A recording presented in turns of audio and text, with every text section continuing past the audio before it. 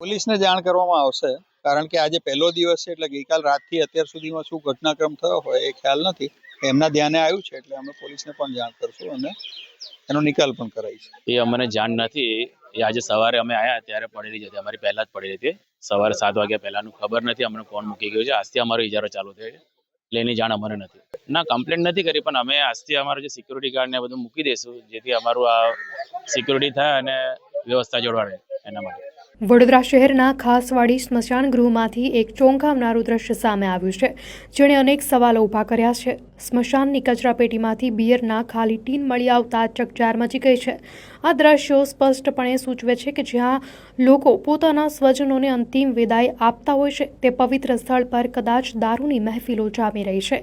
આ ઘટના ખાસવાડી સ્મશાન ગૃહની સુરક્ષા વ્યવસ્થા અને આવા પવિત્ર સ્થળોની ગરિમા જાળવણી સામે ગંભીર પ્રશ્નાર્થ ઊભા કરે છે. તંત્ર દ્વારા આ મામલે તાત્કાલિક તપાસ કરી જવાબદારો સામે કાર્યવાહી કરવામાં આવે તેવી માંગ ઉઠી રહી છે.